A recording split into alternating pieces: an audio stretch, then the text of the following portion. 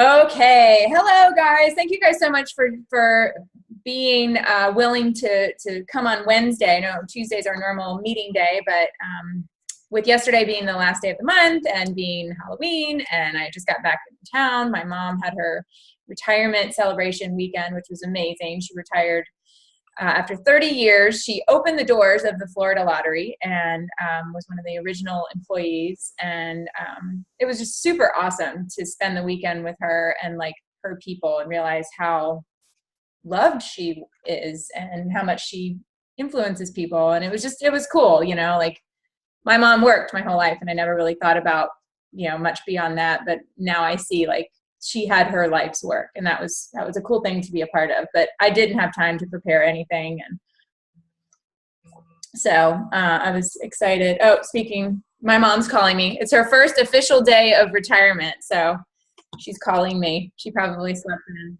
She doesn't know what to do. So anyway, thank you for being flexible. I wanted to talk. So last week we talked about birds, and if you want to drop your bird personality in the comments in the chat, that's amazing, Amber. I'm so proud of you. We're celebrating month end stuff, so that's awesome, Amber. Totally rocked your rank. That's awesome.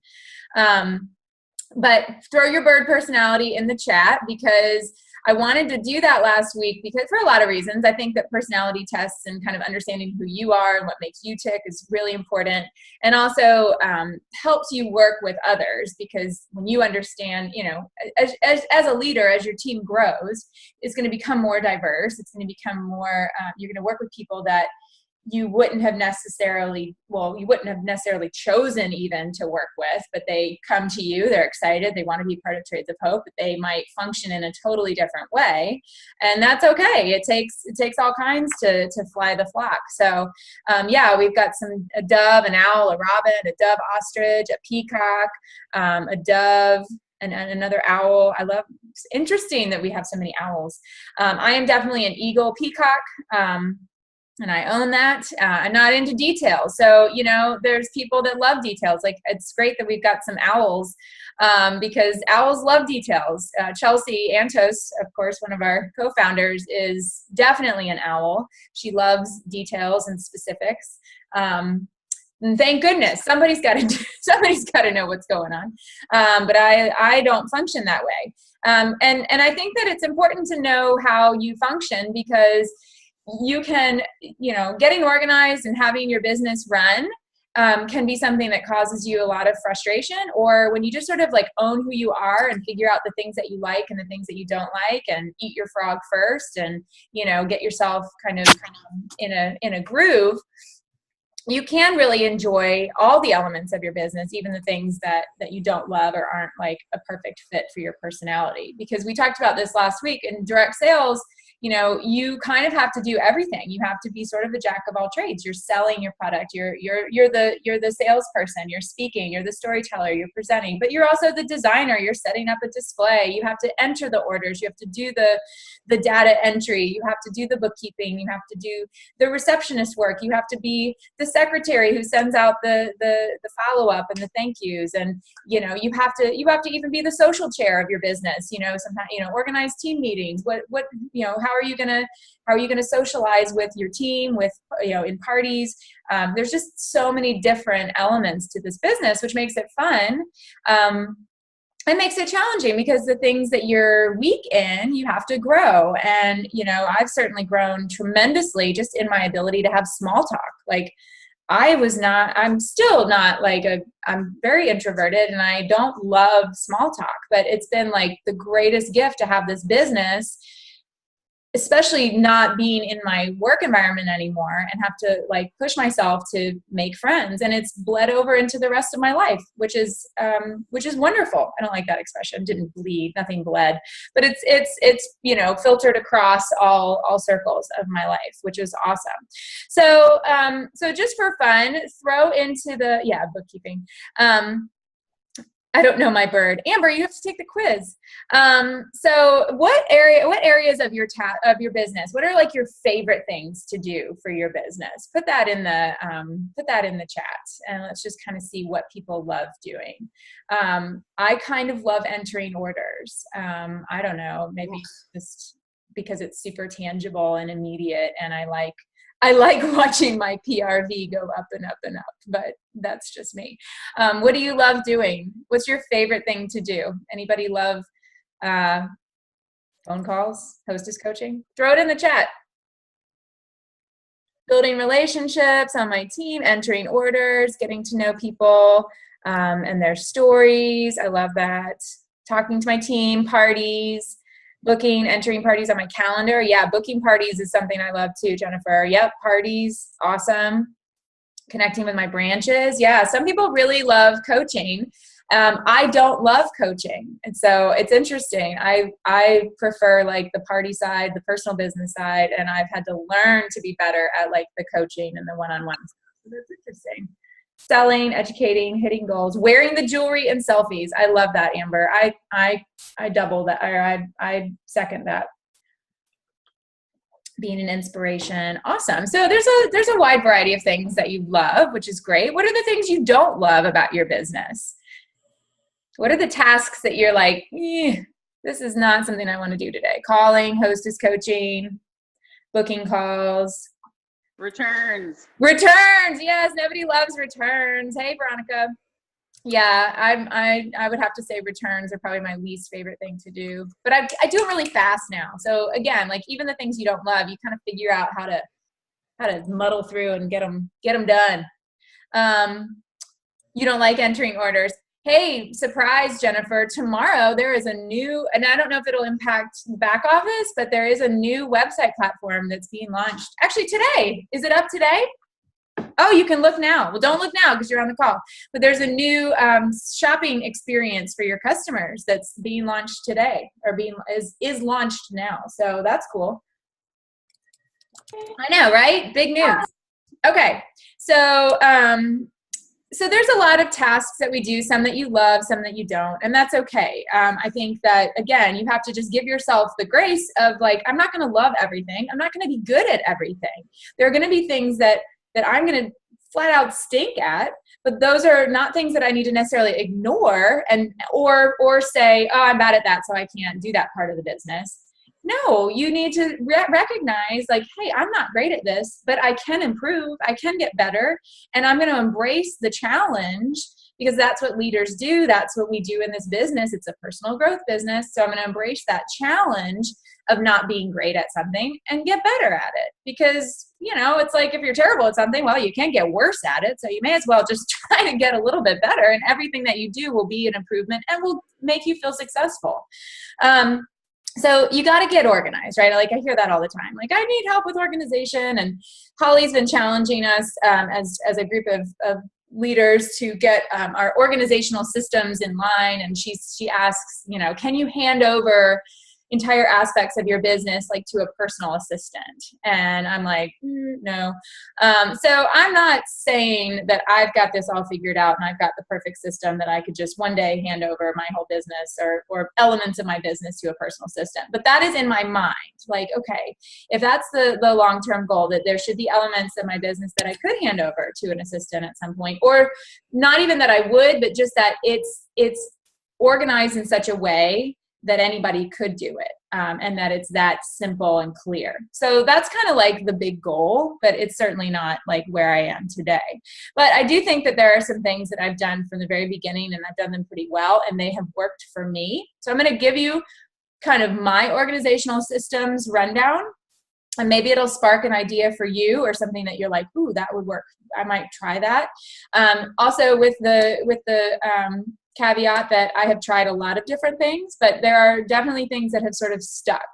I've listened to a lot of calls and trainings, over the last 5 years and heard what other people are doing. And I fall into the same trap that I'm sure you've fallen into, where you're like, ooh, she's making pretty notebooks. I need to be making pretty notebooks. And that's not what I'm trying to say here.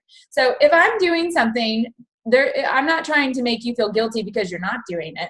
I'm trying to inspire you to maybe pare down things that you're doing, to stop doing something that you're doing if you realize that it might not be effective, or to straight up take my idea and do it. But it's not about guilt. It's not, if it doesn't work for you, that's fine too. you've got to find systems that work and feel comfortable for you, for your personality, and then ultimately helping you with your business. So I believe that there are a couple of key things at the root of all organizational systems. And the first one, I've talked about it many times. This isn't new. You have to have a really good calendar. Now, I believe that a pen and paper, pencil and paper calendar is really, really important. And if you're totally digital and if that's the way that you work, that's fine. I cannot work that way. When I first started, I was trying to book parties on my phone and it did not work for me. So I stopped doing it because I realized that it wasn't working.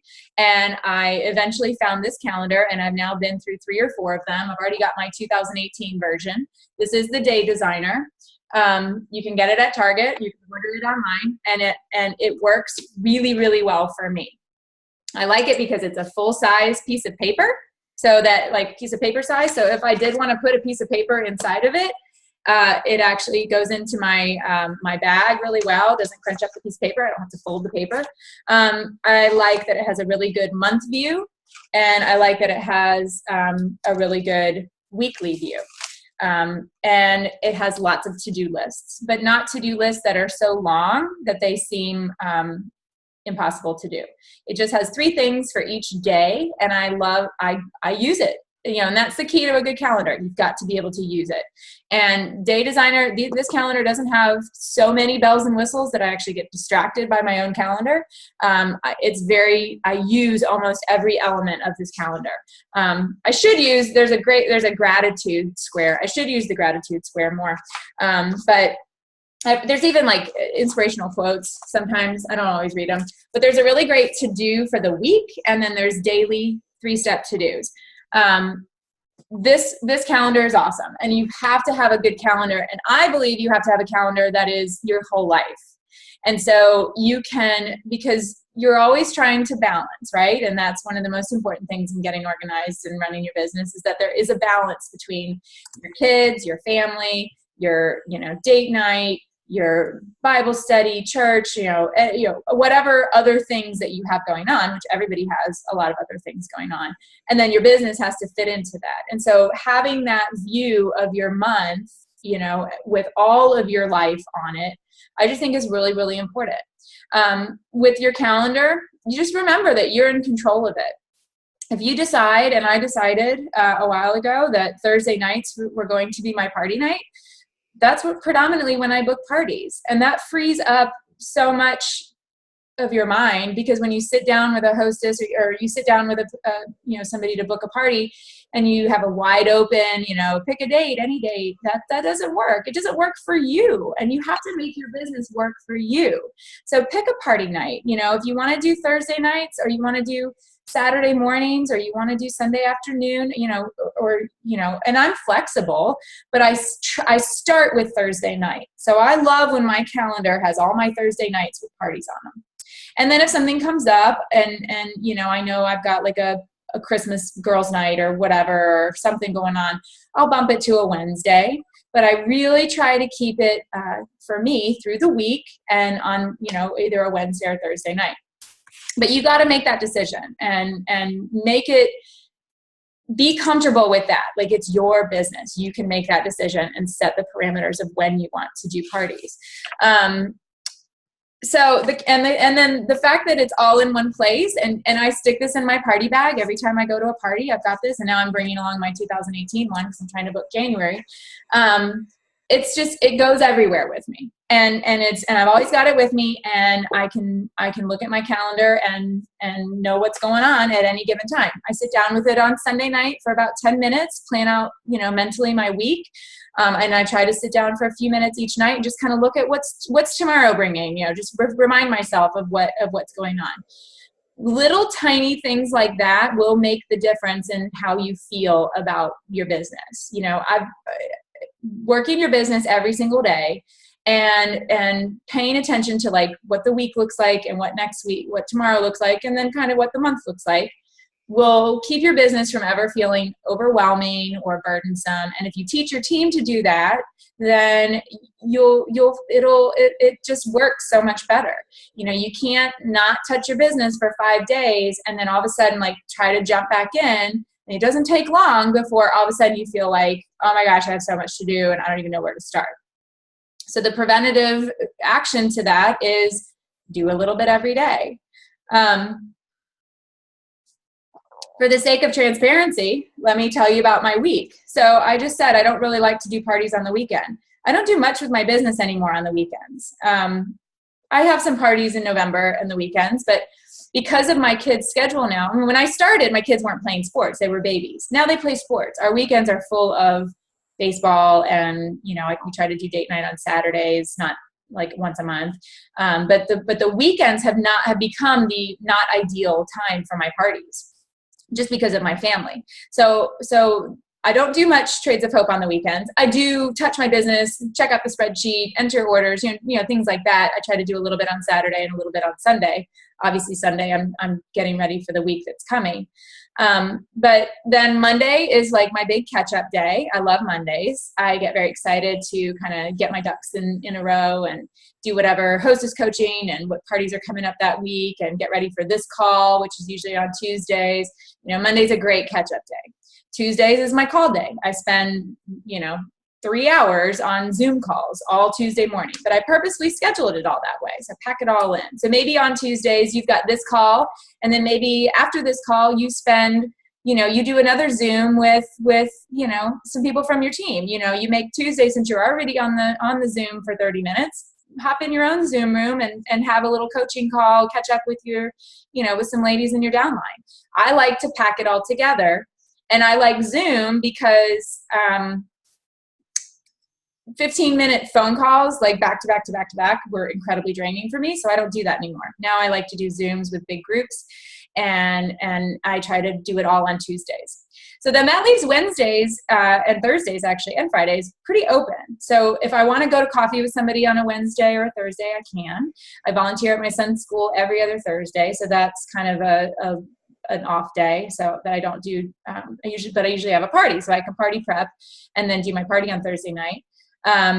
Fridays I don't do a ton of Trades of Hope because my son's in school till noon and we go to lunch and we try to do something fun. And so, Fridays are kind of like clean the house, get ready for the weekend, and then pick up my son and we go have lunch and the weekend begins. We've got hip hop and baseball on Friday night. So I don't spend an inordinate amount of time working my business. I spend the time that I need to work my business, but I fit it in exactly where I want it to be. I give myself time during the week to get my nails done if I need to get my eyebrows done, to go, do something for the house. I mean, we're still in the middle of a renovation and, doing things for our house. So I leave that time because I know I want that. And I've built this life and I've built this business so that I can have that throughout my day while my kids are at school. But just don't, be okay with making your business and setting those boundaries to work for you, because it's your business. Having office hours is incredibly important. So backtracking a little, so I have my calendar, and then I also have what I call the All Things notebook, which at this moment is this little notebook, which is a Cambridge one, again from Target. I like the smaller notebook, and I've been through like a million of these.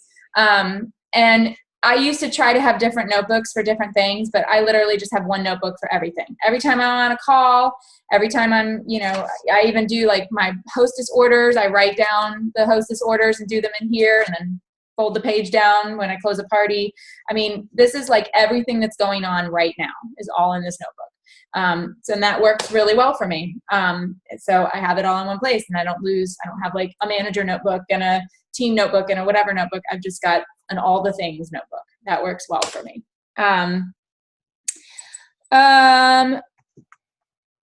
Okay. I don't want to, let's see. A couple of other things as far as back to like boundaries and stuff. and this is still something I'm not great at, but you have to remember that you don't have a 9-to-5 job, right? And so, or no, if you did, right, you wouldn't text your boss at 11 o'clock at night and expect her to respond to you, right? Like you wouldn't, there are boundaries when you have like an office job. So there should be boundaries in this job as well. And sometimes that's hard because we all just sort of work on our own time, and people will text you or message you at 10 o'clock at night. You don't have to respond. You have to be okay with not responding. And if you want to set, I've really had to learn that when I pick up my kids from school, I need to just put my phone away. And it's hard, super hard, Jennifer, I get it, but it can wait. And you can, again, set those boundaries, put your phone down. If you are on social media way too much, take the app off your phone. Put the groups app on your phone so you only look at what's going on in different groups. Set an hour a day for social media and don't go above and beyond that. And I know it's hard. It's a real struggle. But if that's something that's like causing stress for you, or even like causing stress for you and with your family or your husband, if he's like, put your phone down, then might need to be addressed. And I've certainly been there. My husband's like, put your phone down. So we have those moments where we have to kind of reevaluate, and I pull the app off my phone and, eventually I upload it again. But it's a constant journey. The other thing too is that as a leader, I think it's really super, super important to understand that 50% of your time should be spent on your personal business. And that there is no like hitting a threshold to where your personal business becomes less important. You want to pour into your teams. You want to work with your team. Your team is everything for where you're going to go and grow in your business. But your personal business is what's going to keep your team strong, what's going to keep your business alive and thriving. Your personal business is the foundation of everything. So you got to make sure your calendar is straight. You got to make sure that you are hostess coaching and that you're closing parties, following up with party guests pretty much every day, at least 2, 3, 4 times a week. And then you guys know I do hostess coaching in Carline.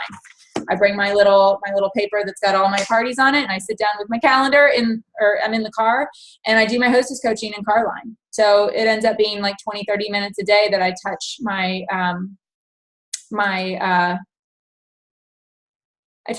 hostess coaching. You've got to give time for sponsorship. You've got to touch your Join My Team notebook. And if you're using this and you're using it regularly, it will work for you. Jill, was the one that kind of created this, and she's had great success. Like fruits are starting to come from the labor of her team that are using this Join My Team notebook consistently. You look like Annette Steiner and Jody Eiten both sponsored like 4 or 5 women last month, and it's because of the work that they've been doing with their Join My Team notebook for like the last 4, 5, 6 months. They're starting to see some growth from that. So you've got to sponsor regularly and make that a part of your weekly, daily activity.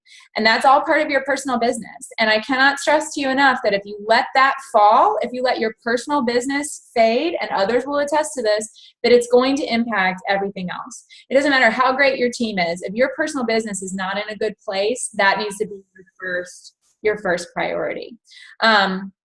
So another thing that I love to do is a Monday check-in. That's a really easy way to connect with everybody in your downline. If you have a really small team, you can connect with every single person in your downline. It doesn't matter if they're first or second, or, especially if everybody in your team is relatively new. You should be kind of their sponsor, even if they're a couple down from you.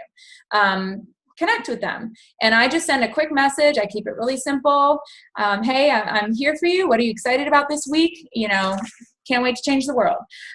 Your branches are important, and you need to stay connected with them. And hope shouldn't be your business plan, right? You don't want to just hope that your branches hit $1,000. You actually have to succeed on purpose, and and it starts with building that relationship and that rapport that, hey, I'm here. What are you excited about? How can I help you? And reaching out to them. It's not putting pressure on people to say, I'm here. And if they're like, I'm good, then you're good. You don't necessarily have to touch base again that week. But you have control over that a little bit, with the way that you interact. You can forecast your month each month. And I know we're about to go over time. So something that I've seen some other leaders do, and you can do this whether you have a team page or you just have a thread with your downline. Start with a blank calendar, and today would be a great day to do it. It's November 1st. So post a picture of a blank November calendar, and then have everybody comment with any parties that they already have for November, and have a team goal that makes sense. So if you have 5 people on your team, a goal of having 20 parties in November would be awesome. And that way, the gal that has 1 party and the gal that has 7 parties, everybody's part of that team goal. And that's super motivating and super fun. And then you get to the end of the month and you can be like, guess what, guys? We actually had 25 parties. We exceeded our goal. Look what we did as a team. And that's the kind of stuff that you can be doing at the beginning of every month that also helps you succeed on purpose, because you're being intentional about reaching out to your team and making it fun to change the world, because it is fun. And you always want to make people feel like they're contributing to the greater picture, the bigger picture. And that can be a really fun thing to do. And then, of course, using the incentives that you already have to motivate your team, the Inspire Hope and Creating Change, the $1,000 club, the Thanksgiving meals. I can't wait to do the final count. I haven't been able to count it yet. And then we're talking about a couple of fun things for this month for the $1,000 club. So I'll be releasing that later today. Legacy events, encourage your team if they're struggling with sponsoring. Did you invite 5 people to Legacy this week? Make it a team goal. Invite 3 people every week to Legacy this month, and see what that does to your team. I guarantee you, if you've got people engaged with that, then you're going to see change and growth. Every month has a flow, and this is my last point. Definitely a beginning, a middle, and an end. And as a leader, you want to kind of keep that picture of the whole month in your mind. So at the beginning, you're celebrating the last month, and then you're forecasting forward for what's going on and where the weaknesses are for yourself and for the team. If your calendar looks good, then you need to help your team with their calendars. Mid-month, you're kind of gauging, okay, this is where we are. This is how far we need to go. Again, where are the weaknesses? Where can I reach out and help and encourage people to get one more party in? And then the end of the month, don't quit until midnight on the last day of the month. Although last night I went to bed at like 10 o'clock. But Veronica, I texted her. I'm like, I have to go to bed. But you run with people to the very end. You encourage people to get to that $1,000. If somebody's sitting on the last 2 days of the month at like $850 in PRV, you want to encourage them. How can I help you? Let's get creative. Let's have fun. It can be a lot of fun for you as a leader to run with people in those final hours, days of a month. And that's really the joy of being a leader and having a team is all of those things. You get your personal business, you get to do the things that you love, like have parties and have your personal business. But then you also get to engage with your team, which was some of the things that you guys said you love too, and see them succeed. So hopefully that gave you some fun ideas, some things to think about for organizational systems and just kind of the flow of your business each week and each month. And do you include parties in that team goal? Oh yeah, sure. Yeah, I'm part of the team. Yeah, if I was doing something like that with a team, I would definitely say, I've got 2 or whatever, and let's try as a team to get to 20, especially if your team's very small. If you're looking at like 5-6 people, yeah, you're part of the team. And that's part of walking the talk too. They want to see that you're contributing to that goal too. So absolutely. All right. Thank you guys very much. I think there's some people on for the next call. And I really appreciate you guys being here. So you guys, I'm going to end the recording now.